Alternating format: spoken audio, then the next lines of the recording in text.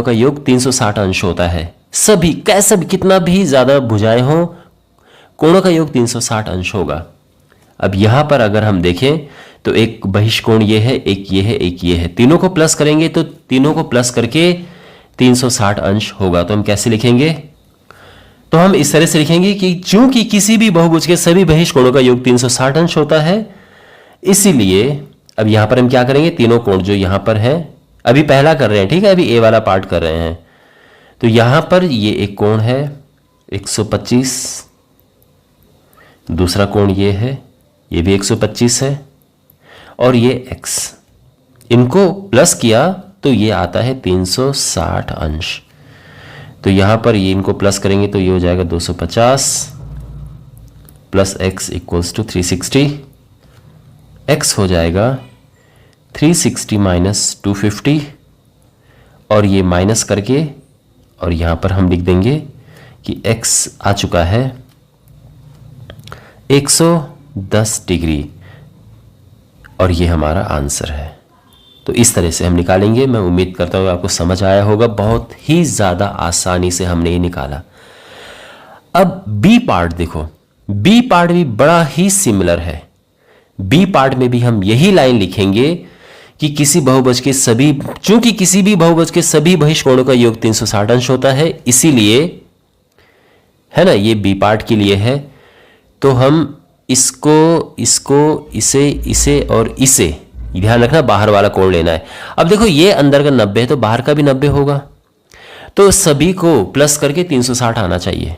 तो यहां पर देखो 60 अंश प्लस 90, ये वाला, ये 90 होता है, ठीक है, जब ऐसा बना होता है, प्लस 70 प्लस ये x यहां पर प्लस ये 90, इनको प्लस करके ये आता है 360 अंश। कितनी भी भुजाएं हो, सभी बहिष्कोणों को 360 अंश ही होगा। अब यहां पर ये तो x है और बाकी सभी को प्लस करेंगे तो 9 और 6 15, 7 22, 9 31 310 बराबर 360 अंश। और इस प्रकार से x हो चुका है 360 माइनस 310, यानी x का मान आ चुका है 50 अंश, और ये हमारा आंसर है। ठीक है, ध्यान रखना ये वाली लाइन तो दोनों में आएगी, दोनों पार्ट में। और इसके बाद वेट, और फिर इसके बाद जो a है उसमें ये लिखना है और b वाले में ये लिखना है। मैं उम्मीद करता हूं कि आपको ये अच्छे से समझ आ गया होगा, इसमें ऐसा कुछ भी मुश्किल नहीं था। क्वेश्चन नंबर 2, एक समबाहुभुज के प्रत्येक बाह्य कोण की माप ज्ञात कीजिए जिसकी भुजाएं 9 और एक 15 भुजाएं हैं। देखो बहुत ही आसान प्रश्न है ये, अभी आपको मुश्किल लग रहा होगा। देखो अगर मैं एक त्रिभुज यहां पर बनाता हूं, वेट, समबाहु त्रिभुज, भुजाएं बराबर होनी चाहिए।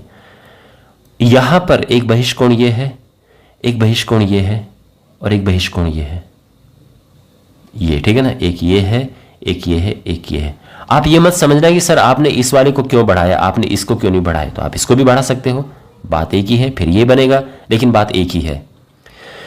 अगर कोई पूछे कि एक का माप क्या होगा, तो आपको करना क्या है, आप जानते हैं कि सभी को मिला के 360 अंश होता है, तो एक का माप ज्ञात करने के लिए आपको 3 से भाग दे देना है, क्योंकि 3 कोण है, एक ये है, एक ये है, एक ये है। जितनी भुजाएं होती हैं उतने कोण होते हैं, तो ये हो जाएगा 120 अंश। अगर मैं यहां पर एक 4 भुजाओं का सम बहुभुज बनाऊं, जिसे हम वर्ग भी कहते हैं, इसमें भी ये एक बहिष्कोण है, ऐसे ही एक ये बनेगा, ऐसे ही एक ये इस तरफ बनेगा, ऐसे ही एक इस तरफ बनेगा। अब कोई एक की माप पूछे तो क्या होगा, फिर आपको क्या करना है 360 में ही, क्योंकि मैंने क्या कहा सभी को प्लस करके 360 आता है। अब इस बार कितने कोण हैं, 4 कोण हैं, तो चारों को प्लस करके 360 आ रहा है, तो एक कोण की माप क्या होगी, 90 अंश। अगर 10 भुजाएं हो तो 10 से भाग दे देना है, ऐसे करना है। तो ये मैं उम्मीद करता हूं कि आपको समझ आ गया होगा। आपको फिगर नहीं बनाना है, ठीक है, मैंने बस आपकी सुविधा के लिए बनाया है। तो यहां पर 9 भुजाएं हैं, तो हम ये लिखेंगे कि चूंकि किसी भी बहुभुज के सभी बाह्य कोणों का योग 360 अंश होता है, इसलिए एक कोण की माप तो इस तरह से ये है। लेकिन ये समबाहुभुज है, तो समबाहुभुज होने की वजह से इसके सभी कोण बराबर हो जाते हैं। तो हम सीधे लिखेंगे कि 9, देखो प्रत्येक बाह्य कोण की माप, प्रत्येक बाह्य कोण की माप क्या होगी?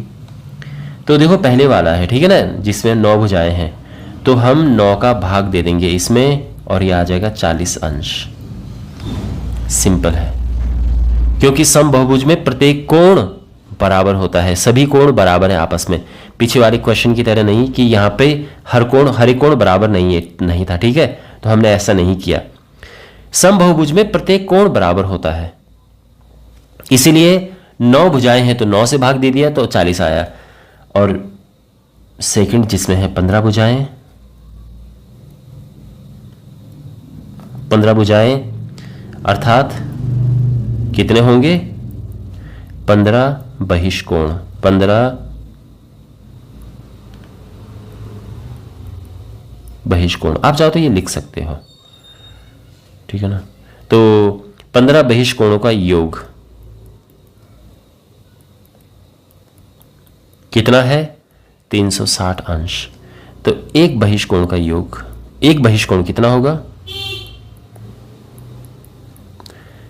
एक बहिष्कोण होगा, आप समझ गए ना क्या करना है?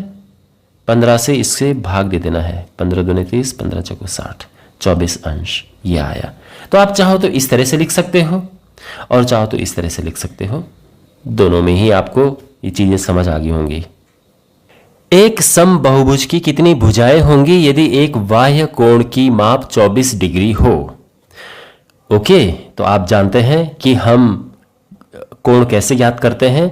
अगर हमें एक बाह्य कोण ज्ञात करना होता है तो हम 360 में जितनी भी भुजाएं हैं उनका भाग दे देते हैं। मान लो कि भुजाओं की संख्या n है तो उसका हम भाग दे देते हैं। ये आप एक तरह से फॉर्मूला समझ लो।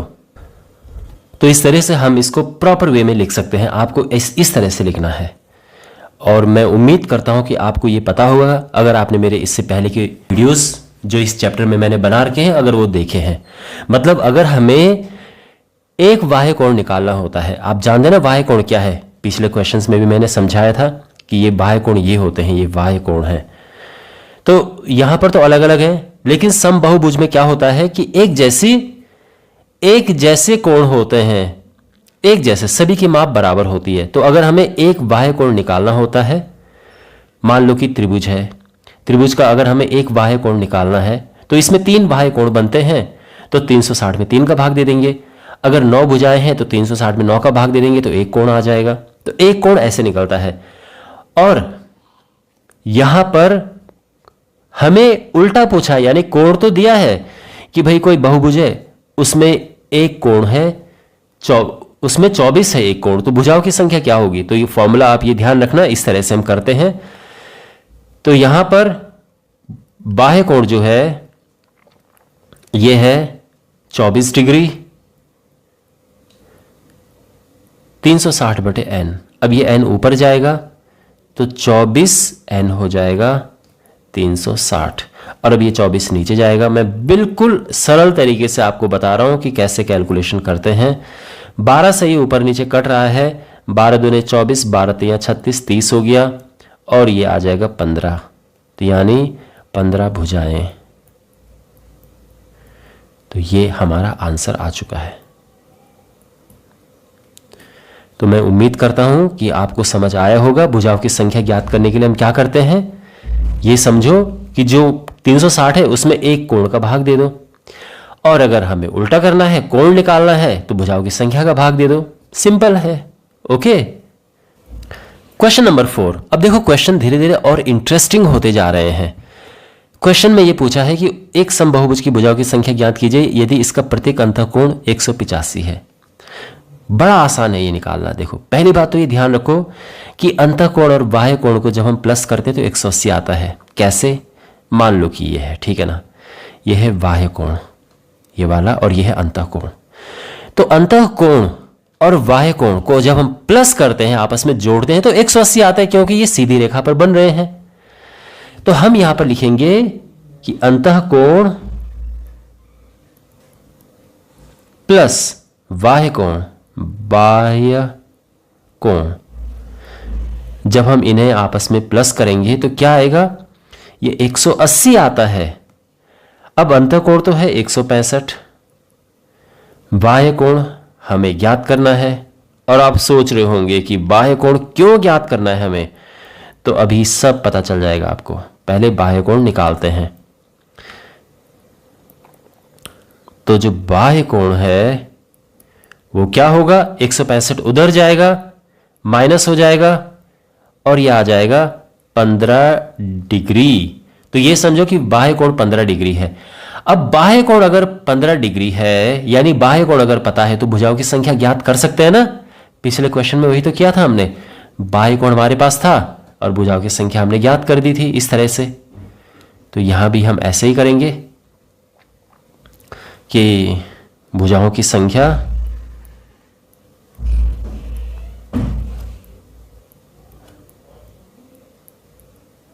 क्या करेंगे, 360 में एक कोण का भाग दे दो, तो ये आएगा 15 दूनी 30, 15 चौको 60, 24 भुजाएं।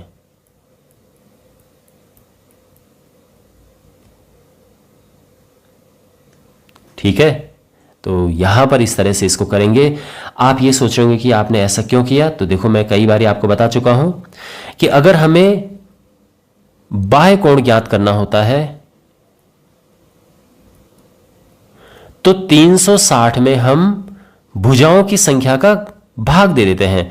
लेकिन अगर हमें भुजाओं की संख्या ज्ञात करनी है तो 360 में हम एक बाह्य कोण का भाग दे देंगे। सीधी सी बात है, फॉर्मूला यही है जो मैं बार बार यूज कर रहा हूं। ठीक है, तो ये है, यहां पर ये सब ध्यान रखना, बिल्कुल सिंपल तरह से यहां पे बताया जा रहा है।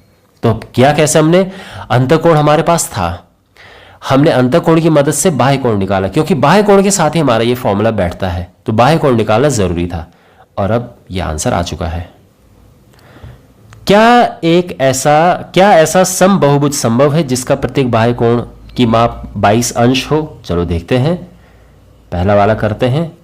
देखो, समबहुभुज की भुजाओं की संख्या क्या होती है अगर बाह्य कोण दिया हो तो भुजाओं की संख्या कैसे ज्ञात करते हैं?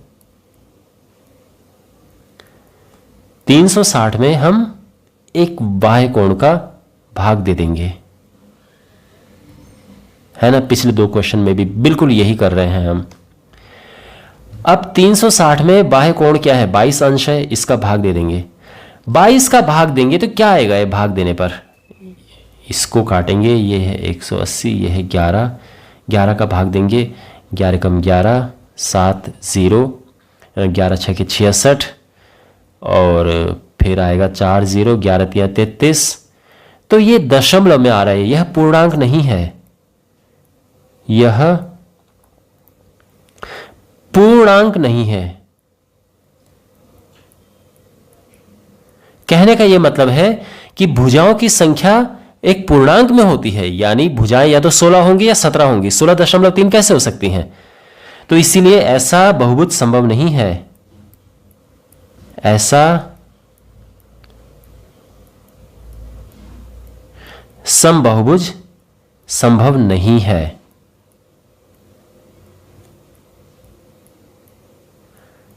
ठीक है, भुजाओं की संख्या अगर 16 या 17 या 18 पूरी पूरी आती तो वो संभव होता है, तो ऐसा समबहुभुज संभव नहीं है। अब हमारे पास है बी, क्या यह किसी समबहुभुज का अंतःकोण हो सकता है और क्यों? 22 अंश क्या किसी समबहुभुज का अंतःकोण हो सकता है? तो चलो देखते हैं। मैंने आपको क्या बताया था, देखो अंतःकोण है यहां पर 22 अंश। अगर अंतःकोण 22 अंश है तो बाह्य कोण क्या होगा? आपको याद है मैंने क्या बताया था कि बाह्य कोण और अंतःकोण को मिलाकर 180 अंश होता है, तो बाह्य कोण के लिए 180 में से माइनस कर देंगे, है ना। अभी मैंने पीछे आपको समझाया था। तो ये आएगा 158 अंश। अब फिर दोबारा देखो, यहां पे भुजाओं की संख्या क्या है, 360 में हम एक बाह्य कोण का भाग देते हैं, जैसा ऊपर किया हमने बिल्कुल वैसा ही।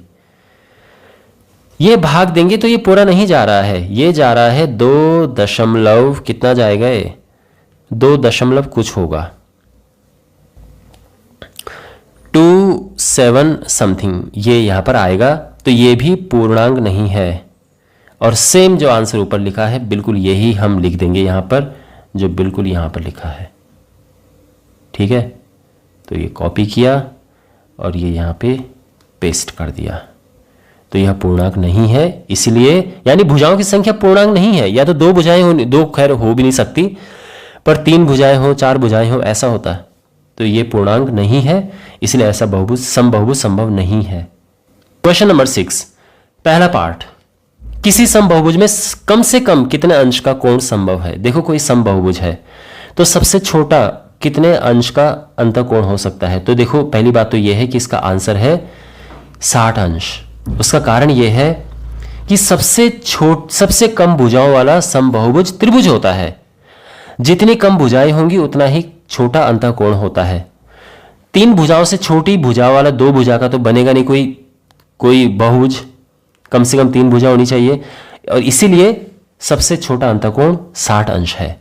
तो हम इसको इस तरह से लिख सकते हैं। तो इस तरह से हम अपना आंसर लिखेंगे, सबसे कम भुजाओं वाला बहुभुज त्रिभुज होता है, और क्योंकि जितनी कम भुजाएं होती हैं उतना ही छोटा अंतःकोण होता है, इसलिए सबसे छोटा अंतःकोण 60 अंश का संभव है। एक तो ये तरीका है लिखने का, एक ये तरीका है, लेकिन इसको लिखने का एक और भी तरीका है कि देखो आप खुद समझो, ये कोण जितना छोटा होगा ये वाला कोण यानी बाहर वाला कोण उतना ही बड़ा होगा। जितना छोटा अंतःकोण होगा उतना ही बड़ा बाह्य कोण होगा। तो यानी सबसे छोटा अंतःकोण का मतलब है सबसे बड़ा बाह्य कोण। सबसे बड़ा बाह्य कोण निकालने के लिए हम क्या करेंगे कि 360 में हम भाग देंगे सबसे कम भुजाएं कितनी संभव है, 3 है संभव, क्योंकि सबसे कम बहुभुज में सबसे कम भुजाएं 3 संभव है, 3 से कम भुजाएं नहीं हो सकती हैं। तो आप सोचो सबसे बड़ा, अगर हमें कोण बड़ा चाहिए तो ये नंबर छोटा रखना पड़ेगा ना हमें, और 3 से छोटा हम रख नहीं सकते।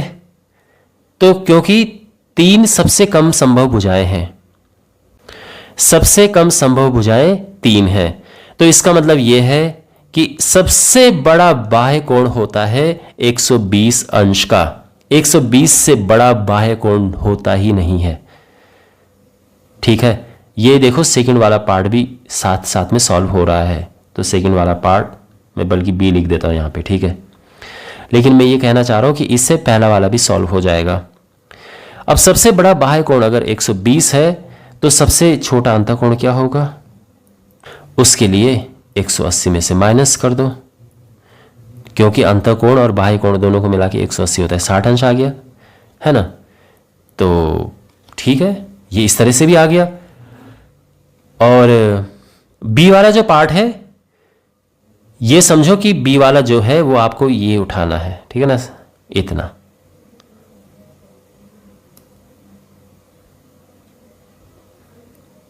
ये केवल इतना अगर आप लिख दोगे तो ये बी वाला पार्ट है, और अगर आपने साथ में ये सब लिखा तो ये ए वाला पार्ट हो जाएगा।